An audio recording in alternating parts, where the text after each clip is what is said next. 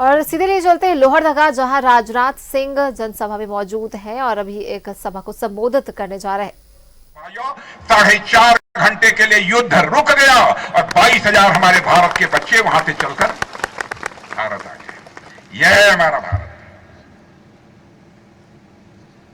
झारखंड, छत्तीसगढ़, उत्तराखंड अटल जी ने कुछ सोच समझ कर बनाया था।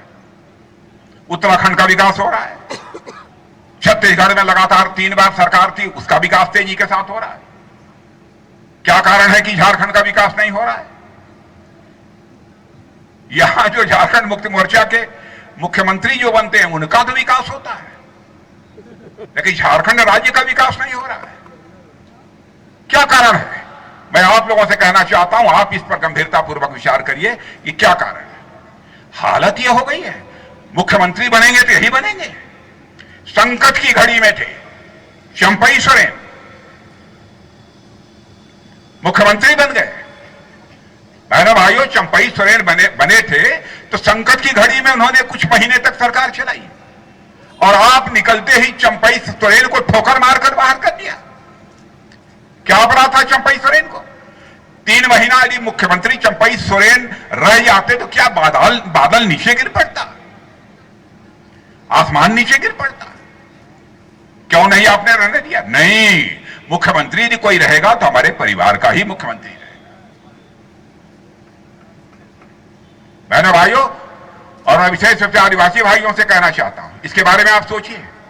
आपके हितैषी नहीं है, केवल अपने परिवार के हितैषी हैं। एक ही साथ तीनों राज्य बने थे, उत्तराखंड, छत्तीसगढ़, झारखंड। छत्तीसगढ़ और उत्तराखंड का विकास हो रहा है और झारखंड नीचे जा रहा है। कौन जिम्मेदार है? छत्तीसगढ़ की जनता ने लगातार 3 बार भारतीय जनता पार्टी की सरकार बनाई है। एक बार कुछ वोटों से पिछली बार गड़बड़ हो गया था, चौथी बार तो लोगों को अपनी भूल समझ में आई और उन लोगों ने फिर सरकार बनाने की बात आई तो भारतीय जनता पार्टी की वहां पर सरकार बना दी, एनडीए की सरकार बनाई। तो मेरे बहनों भाइयों, यह भूल यहां पर नहीं होनी चाहिए, यह मैं आपसे निवेदन करने चाहे हूं। और मैं आया हूं तो झारखंड के विकास का सपना आंखों में सजो कर आया। दिल में झारखंड विकास के लिए तड़पन को सजो कर मैं आया। इसलिए मैं केवल यह नहीं कहने आया हूं कि इस बार आप यहां पर एनडीए की सरकार बना दीजिए, कम से कम 2 बार लगातार हमारी एनडीए की सरकार बना दीजिए। मैं दावे के साथ कहता हूं कि हमारा झारखंड राज्य इस हिंदुस्तान का धनवान राज्य बन जाएगा। मेरे बहनों भाइयों, धनवान राज्य बन जाएगा। मैं आपसे झूठ नहीं बोलूंगा कि एक ही बात सरकार बना दीजिए, हम बिल्कुल सबसे धनवान बना देंगे झारखंड। 2 बार, कम से कम 10 साल का समय चाहिए ना, तभी जाकर हम सरकार बना पाएंगे, तभी हम जाकर कुछ कर पाएंगे। इसलिए आपसे मैं यहां पर अपील करने आया हूं कि आप सबका समर्थन प्राप्त होना चाहिए। और यह देखिए बहनों भाइयों, परिवार चलता है तो लोक लाज से चलता है, मर्यादाओं से चलता है। मां बाप की इज्जत घर में न हो, बड़ा छोटे की चिंता न करे, छोटा बड़े की इज्जत न करे, तो परिवार चलेगा? चलेगा? लेकिन राजनीति में इन लोगों ने सारी लोक लाज और मर्यादाओं को खो दिया है। मैं भगवान राम की याद दिलाना चाहता हूं आपको। मर्यादा पुरुषोत्तम भगवान राम पर एक व्यक्ति ने एक झूठा गलत आरोप लगा दिया। मर्यादा पुरुषोत्तम भगवान राम ने अपने प्राणों से प्यारी सीता को भी अग्नि परीक्षा से गुजरने के लिए मजबूर कर दिया। यह होता है राजा, ऐसा होना चाहिए। यहां भ्रष्टाचार के आरोप लग रहे हैं, कोई चिंता नहीं, लगने दो, जो होता है होने दो। यह हालत हो गई है। मेरे भाइयों, हम लोगों ने बहुत सारी चीजें सोची हैं, कुछ चीजों की जानकारी मैं आपको दूंगा। यहां पर क्या क्या हमारी केंद्र की सरकार ने किया है। वंदे भारत ट्रेन चलवाई है, बुनियादी ढांचों का विकास, इंफ्रास्ट्रक्चर का विकास तेजी के साथ हुआ है। यह सब तो देख रहे हैं, मेडिकल कॉलेज खुल रहे हैं, यह सब सारी चीजें तो हुई ही हैं।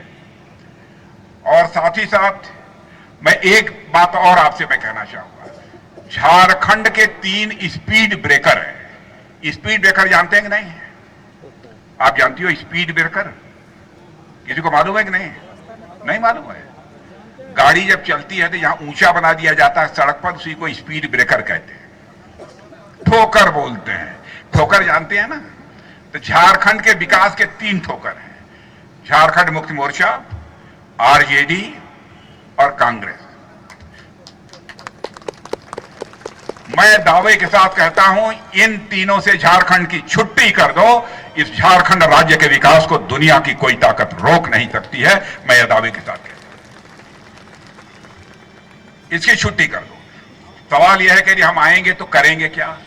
मेरी बात सुन लेना, और यदि वादे पूरा न हो तो जो मनाए सो करना, पूरी आ जाए। अवैध घुसपैठ पर पूरा रोक लगाएंगे। यदि बात सही हो तो ताली बजाना, न लगे तो मत बजाना। घुसपैठियों द्वारा कब्जाई आदिवासी जमीन को वापस लौटाने के लिए कानून बनाएंगे। समान नागरिक संहिता लागू करेंगे, लेकिन आदिवासी भाइयों पर लागू नहीं करेंगे। उससे आदिवासी भाइयों को बाहर रखा जाए।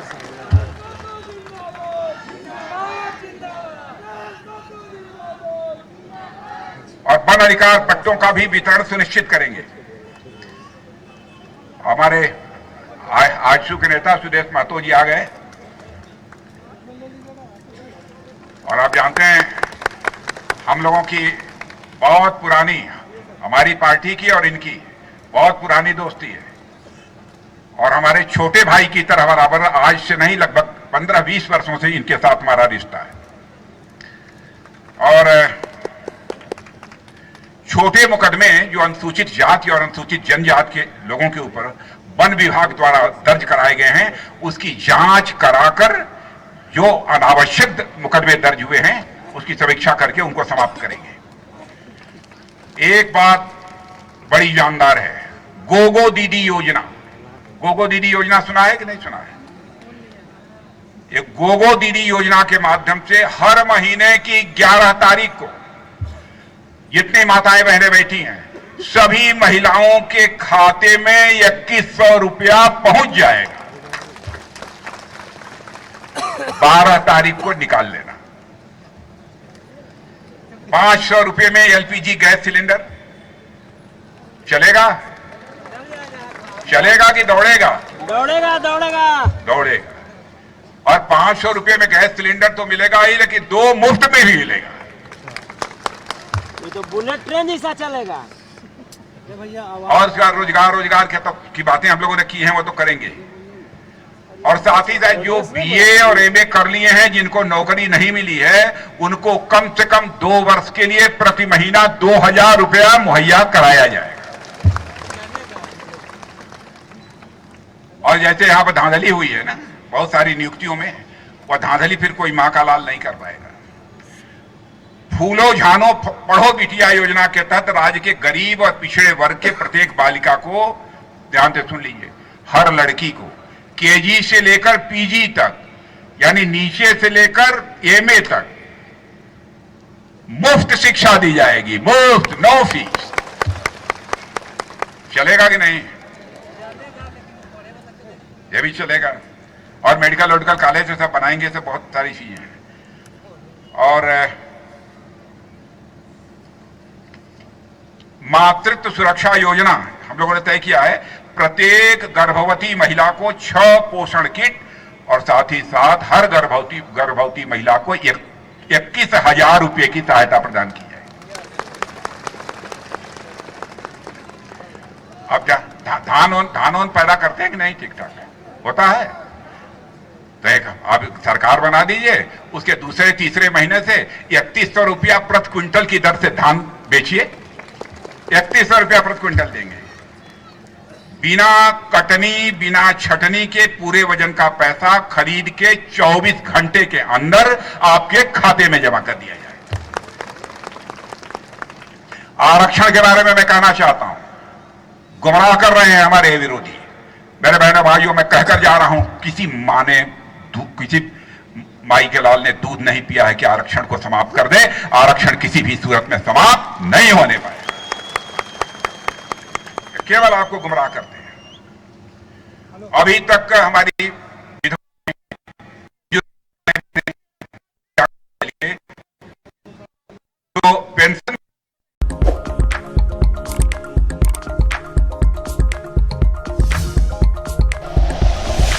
Like and share videos, subscribe करें हमारा चैनल और प्रेस करें बेल आइकॉन।